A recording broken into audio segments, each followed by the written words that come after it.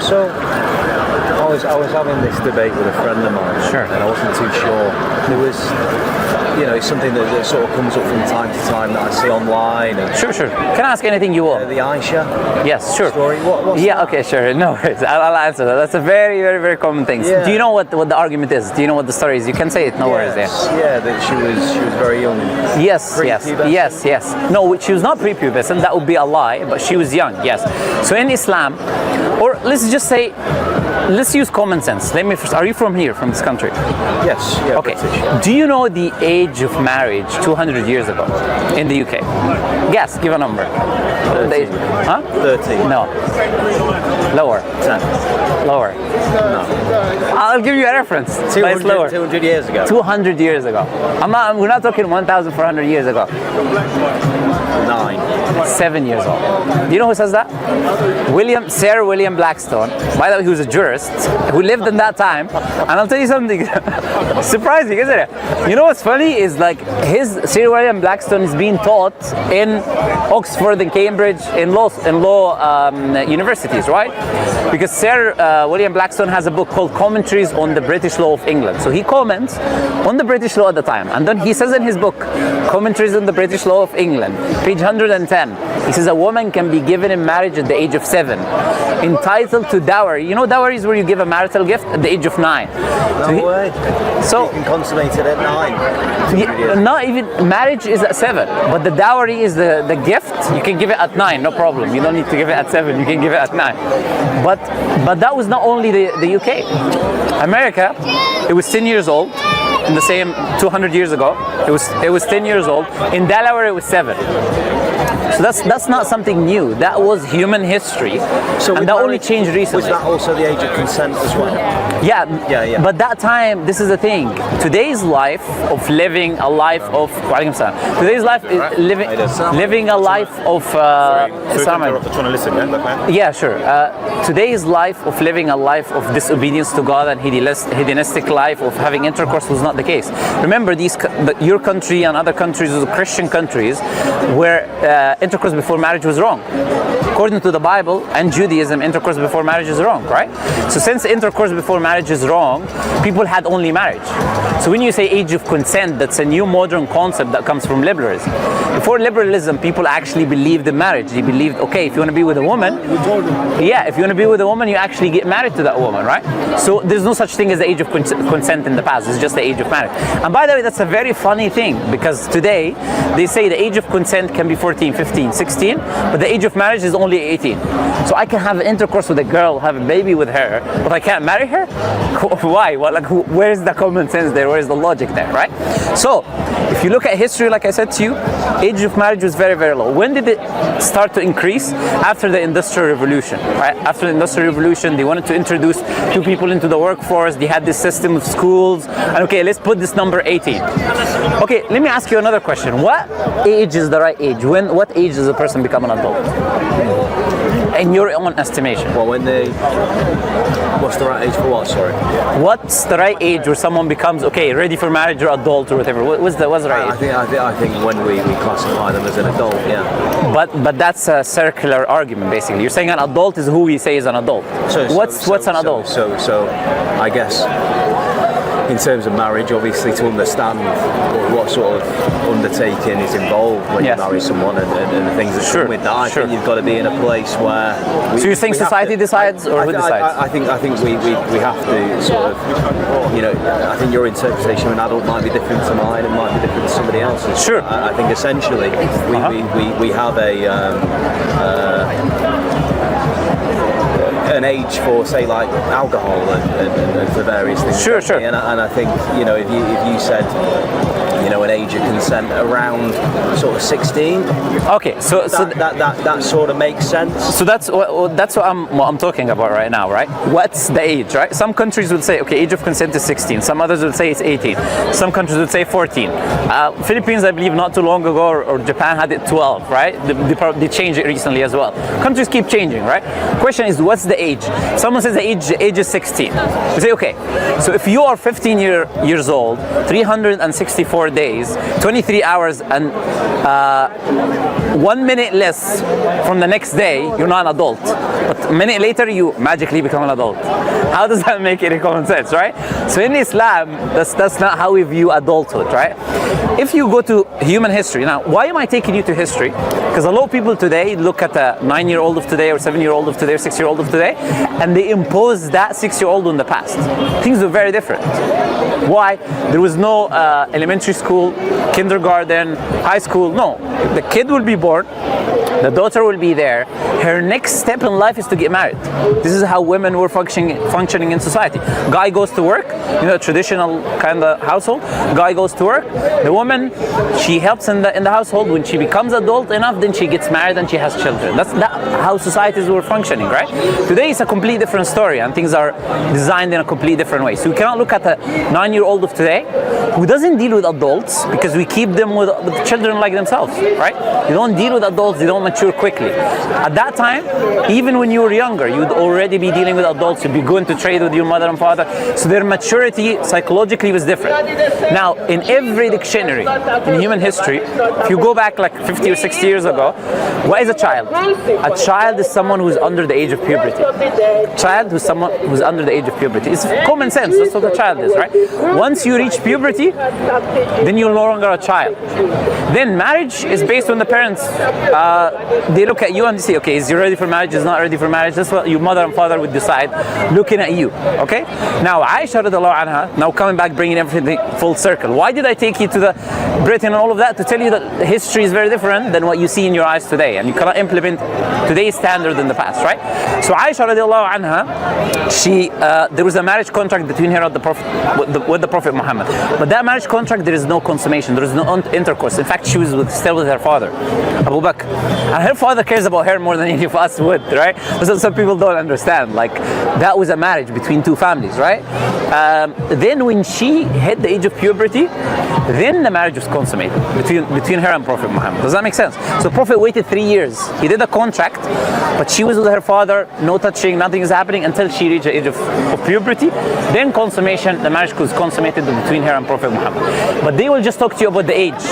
Oh, she was 9 years old, or she was this age, right? Okay, yes, she was 9 years old. But I was just telling you right now, the legal age of marriage was 7 years old in this country. So why don't you basically are going to be criticizing the whole human history just to criticize Prophet Muhammad?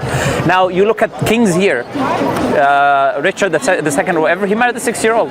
You look at here kings, I can name so many names for you. Yeah, so societies were different. But do you think that just solely that thing in a sort of like its own sense is without comparing is necessarily a good thing, or something that's okay? Let me answer you. In Islam, for you to marry, make a marriage contract or marry with a girl who is very young is an exception. An exception. It's not the general rule. The general rule, you would go and find a girl that is in a good age, is mature, and all of that, right? The exception to the rule is, scholars, they say, for example, let's say, I'll give you a few examples. A father has a daughter, right?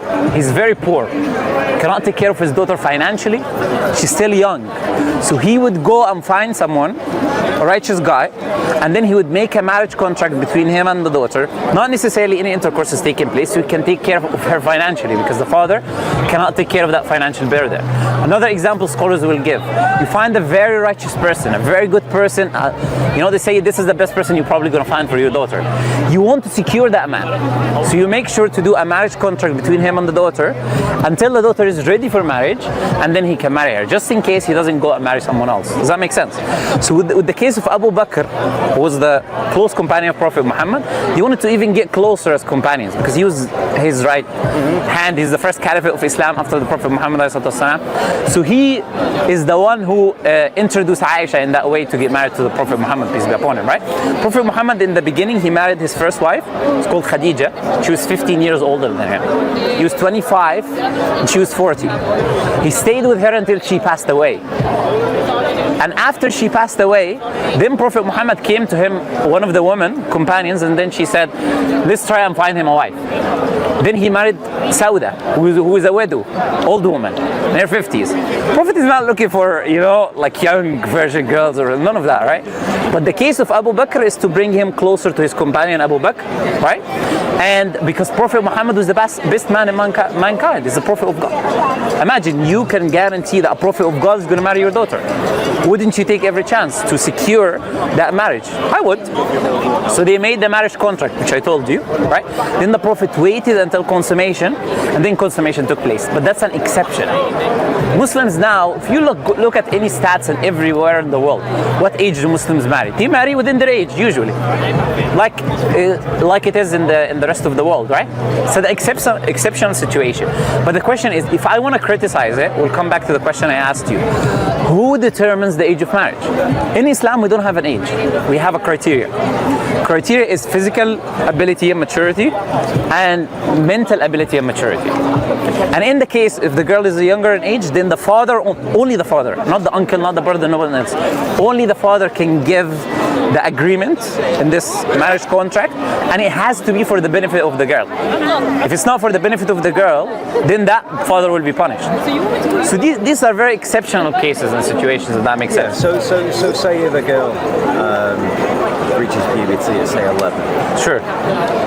By the way, do you know, according to the NHS, when do girls reach puberty? Or when do they menstruate? When do they reach puberty? From what age to what age? From 8 to 14. Okay, so say, today, right? Not 1,400 years ago. Today. So say if you have a child child, you see? Yeah, child. So then I'll say, okay, if that person reached puberty, then why are you calling them a child? Because a 9-year-old is a child. But again, which definition is that? Who defines a child by age? Is it by age?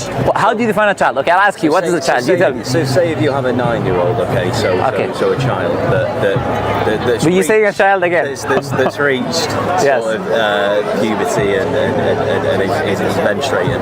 Then it's not a child anymore. But isn't necessarily. I mean, 9. I mean, they're not going to be mentally mature. Remember what I told you about comparing today? People going to kindergarten, going to school. Yeah. If we look at that based on just those facts. Sure. So you're saying today? Is that okay? Yeah. No, if the child, if it's not going to be a child anymore, it's going to be an adult physically. So we say a 9-year-old adult then. Yeah. So we're done now. We're done now with the child part. Okay. So they're physically not a child anymore. So we say. But you're talking about the mental maturity. But now you're talking about the mental maturity. Your question is about the mental maturity. So yes, it's 2 parts. So say if 9-year-old that's menstruating. Girl, yeah, a 9-year-old girl that already been through menstruation. Yes. Yeah. So but obviously isn't mentally ready at 9. You know. Sure. Is that okay? Now the question, okay, that's a fantastic question. We'll come back to what I was telling you. Who is going to marry the girl with the man? In Islam, the girl requires the father's permission. The girl doesn't just go to any random man and says, okay, I love this boy, for example, I want to get married to him, or I love this man, I want to get married to him. It doesn't work like that in Islam.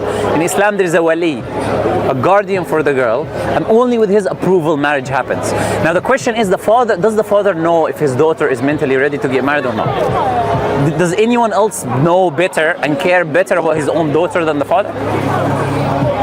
Obviously not. So we say in this case the father is going to look at the girl, and if the girl is definitely in this day and age 100% probably, like I would say 99%, it's pretty impossibility that she would be mentally ready, then he would wait.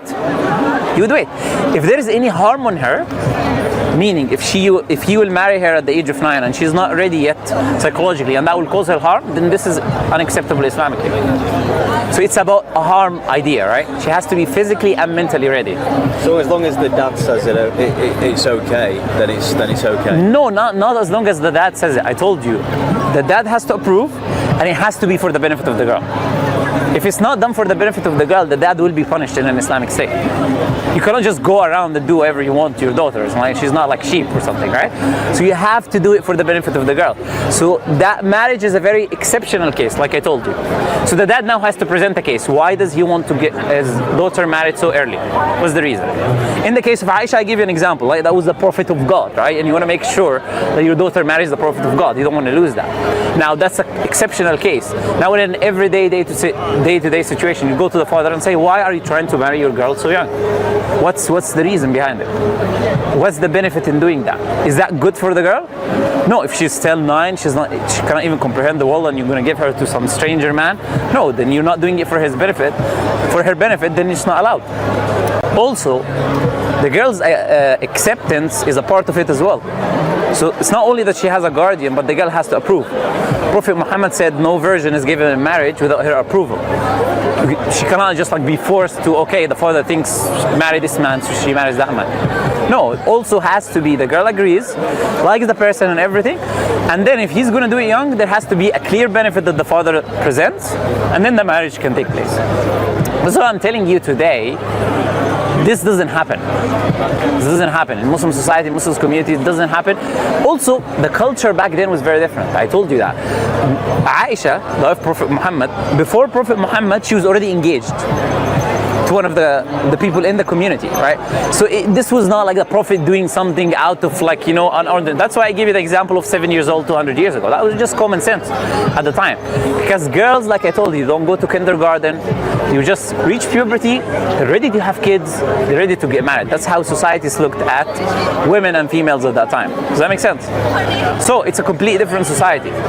So yeah, Islam, look, we hear, this is the most common criticism that people throw out against Muslims and Islam, right? But we say that's not even a part of the articles of faith of Islam. If someone were to say, okay, I believe, I'm a Muslim, I'm going to be a Muslim, but I believe Aisha married at the age of 40, not 9, for example, right? Does that take them out of Islam? No. It's not one of our articles of faith. Like, people criticize things which are not the core of the faith because they're trying to clutch to straws. But let me tell you something. Let me add you now a little bit more. Okay. We've already said now secularly, if you want to look at history, people already got married at the age of 7 in the UK. People will have to insult every single person in human history, including the UK, if they want to insult the Prophet Muhammad. It's as simple as that, really. You're going to have to throw all human history in the bed. Say, look, I'm going to pretend that people did not get married at the age of 7, like I told you, or the age of 10, or the age of... I don't think you have to throw it all away, or sort of like... I think if But that was everyone. Yeah, but then you can still have that opinion from the perspective now that that's not okay, just because everyone did it. Okay, thank you. Perfect. We've reached the point that I wanted to reach. You said you can have the opinion today that's not okay. That time, these were Christian societies, right? Ruled by Judeo-Christian laws. What are you using to determine what is right and wrong? You today. Based on my opinion, isn't it? It's based on what my values are. Okay. So if it's a personal subjective opinion, then why should they take your opinion over my opinion or his opinion or her opinion? Because I don't think we should be shagging kids. No, but now again, like, nobody's doing that. No. But you see, you're doing an emotional game there, right? Word usage is very important, right? If you misuse words, then people misunderstand what's happening. No, what I'm saying we are against that more than you. No, I'm not saying it. But what I'm saying is, obviously, people getting married at 7, Muslim, Christian, 200 years ago or not, that for me doesn't sit. Okay, but where are you determining that is to be right or wrong? Where did you get your morality from is my question. Because, so I have a stepdaughter that's 10 years old. Sure, if I took you in a time machine, let me try to help you. If you were around in Roman time, Greek time, you'd probably be very different. It was the same ages of marriage, by the way.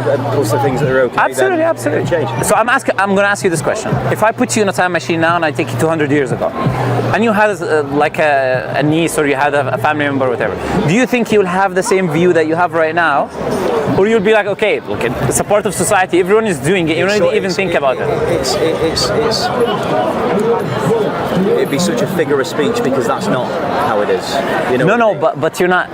There's a hypothetical that you can understand, it's really right? Hypothetical. Yeah, it is. But you can understand it. You get my argument then. My argument is you're saying morality is relative, which means it's based on when you're born. So if 200 years ago, if 10 years in the future, the law changes that the age of consent is 14, then it becomes becomes okay now because society thinks it's okay. But if that happened in 10 years from now, it doesn't just. Well, let's say 100 years, let's say 20 years. It doesn't really matter. Alive. Yes.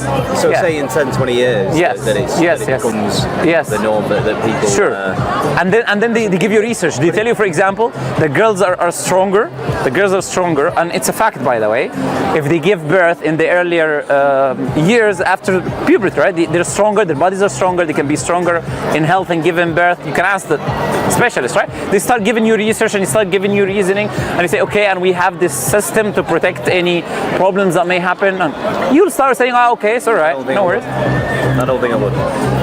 That's why it's hypothetical, right? Yeah. It's hypothetical. And hypothetically, hypothetical is there. Hypothetical is there to explore the reasoning. Hypothetical is where you're going with it, right? Yeah. So I'm not giving you a hypothetical to say this will happen or will not. I'm giving you a hypothetical to tell you to explore the reasoning where you're coming from. So, in our tradition, we would say morality comes from God. God is the one who would determine what is the right age, good age, bad age, or not. And God would not give us something against our nature. That's what I told you in Islam. Allah doesn't say go marry younger kids or go marry. No. There's no such thing. But there are exceptions. Like I said, I'll give you. Let me ask you a question. I want your opinion. Let's say you said the age of consent or age of marriage is 16, 18, 19, whatever, right? The girl hits puberty at the age of 9. Okay. Do you know what hitting puberty entails? It entails being sexually active. Do you know you're more sexually active at obviously teenage girls, teenage years, than you are? What do you mean sexually? It means you have sexual desires. You think about sexuality, you think about sexual desires, you have sexual thoughts, you have the feeling of wanting to do something sexual. That's what sexual urge is. That's what I'm talking about, right? So, and that is more in teenagers than it would be than when you get older. So now, can you tell me what's your solution? You know, we see what happens in the UK. You talk about shagging. You have girls and boys shagging at 13, 14 and being pregnant. Absolutely. Okay, sure. So what's your solution for those teenagers? You tell me your solution. I don't think I need to come up with a solution. So it's okay that they... No, so because I So what should they do? What should they do? It's like asking me how I would do this, how I would do this. No, you said you have a family member. A family member. Oh, yeah, absolutely. Let's say she's a teenage girl and she has some desires. Then how she comes to you, for example. I feel this way, I want to do that. What are you gonna tell her to do? I would maybe sort of ask her to wait. You know, if she came with that, I would maybe. You realize that's not a solution, right? And you realize that's why you have those kids shagging, because the parents tell them to wait, but they don't want to wait. No, but that's the thing. It's like I'm obviously going to speak from what I believe, and I would say wait. I'd say that. Yeah. So she's 10 or 12, and you say, okay, just wait 7-8 years. I wouldn't. I think the conversation would probably go a bit differently. No, but okay. So how would it go? But the gist of the conversation is that you're going to tell her to wait 7-8 years. No, I think it'd be a case of like, look, you see, I would use the word child. I would use the word, you're still growing up. You know what I mean? I would use. Okay, she will tell you, I feel this way, and she has these emotions, right? And even if you tell her that when she goes to school, I think Mark in the school and Matthew, I think we both know. I think we both know that regardless, they're going to do what they're going to do. No, but now this is the point I wanted to reach. Let me shake your hand on that. That's the point I wanted to reach. If they're going to do what they're going to do, then why not do it in under the eyes of the family and the governing of the family, then respect in the eyes of God, and something called marriage, where you can monitor their behavior. You can make sure that what they're doing is good, right? That it's not just a kid who is playing with the girl, whether it's your daughter, your niece, or whatever, just using her as a body. You know that very well. You know how it is in the society, right? You just use her and go to the next one. No, but marriage is a institution. You have two families involved now. You cannot play these games, right? Your family's involved, their family's involved. You have responsibilities of taking care of her financially. If they're going to do it either way, then why not do it in the good way? Because I just think something like that would be too huge of a take into. Do you know what marriage is? It just depends how you look at marriage. You're looking at Hollywood marriage. Yes, I guess so. Marriage in Islamic way is a very simple thing. It's like allowing them to have intercourse in the eyes of God. And I guess, in terms of like, sort of like how I view marriage, probably very different. Yeah. Than I guess how Islam maybe. Yeah, absolutely, 100%. So the way I sort of see marriage is something that I don't understand marriage in the West, I'm going to be honest, because people live with each other, have intercourse with each other, do everything, and they're like, okay, let's get married. What's the point? Like, you're already doing everything, right? So yeah, but I think marriage is a massive undertaking, personally. Sure, that's why I'm telling you, look at Islamic perspective of what marriage is. Marriage is a contract which allows you to have intercourse in a permissible way and gives you certain responsibilities towards the girl and towards the man. Is because I just think at that sort of younger age, in terms of undertaking something so big as marriage, isn't maybe the most effective time, you know what I mean? Undertaking things as big as shagging in the trees and becoming pregnant and coming to their father, either aborting and killing a child, millions of children, it's the same thing. But I'm not talking about those things. But that's what happens. When you say no to this... But there's lots of things that happen, isn't there? No. There's people that... But you're missing the point, my friend. You're missing the point is if you say no to this, right, we have this Islamic solution, right? Okay. I'm not saying everyone needs to do that. There are people who can wait. There are people who can take the time until they get married. No worries. But I'm telling you, here is the wisdom of a creator, right? You have this issue which can happen. You can have these kids which can have these desires which can want to do that. You don't have a solution for me. And you see what is the problem when you don't give them a solution. Wait is not going to happen because all parents will tell them to wait. But none of them wait. They go and do it like you said, they're going to do what they're going to do anyways. So if they're going to do what they're going to do anyways, then Islam says, okay, if they will do something like this, here is a better structure in which we can govern things, can monitor them, govern them, and can make sure that these things are done in the appropriate way. That's what Islam says.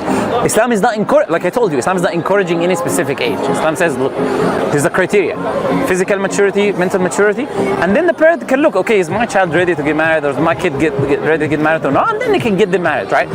Whichever age, 20, 19, 18, 25, the parents can see and can determine, right? And can accept the man who's coming after investigating them. This is how marriage works. But you asked about a very specific marriage, right? A very specific situation.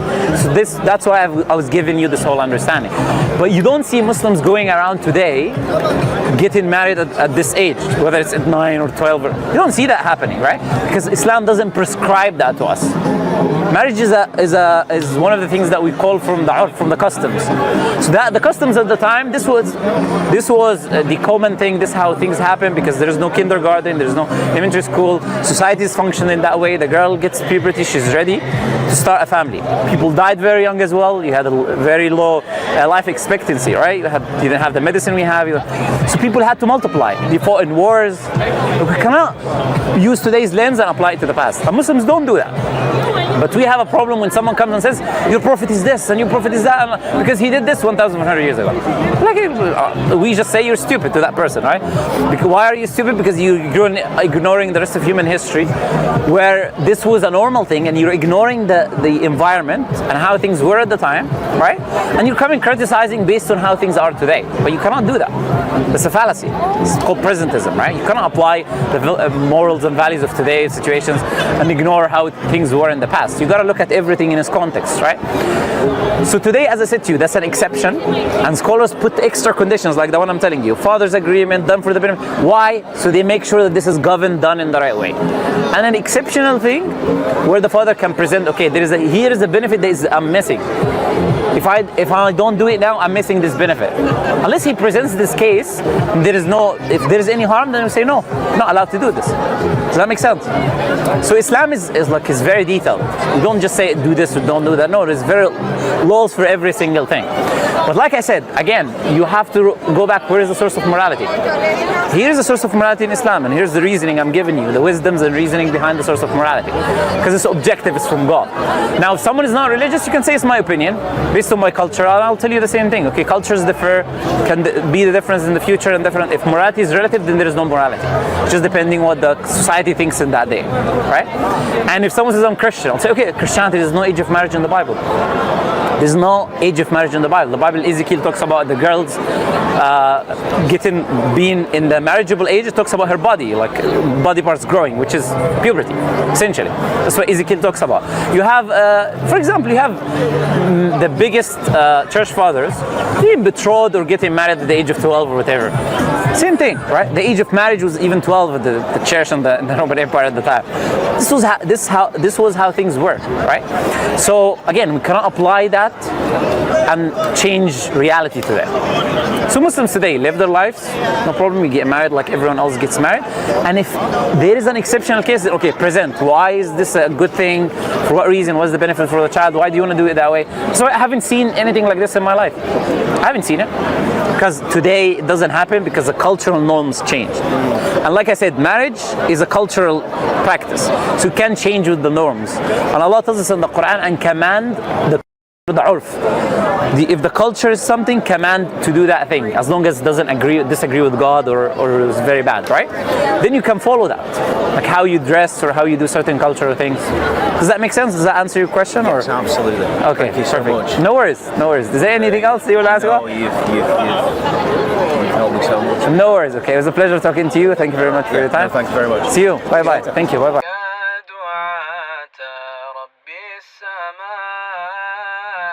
صنعتم في الأرض نورا يا قلوبا فيها الوفاء بشركم اليوم السرور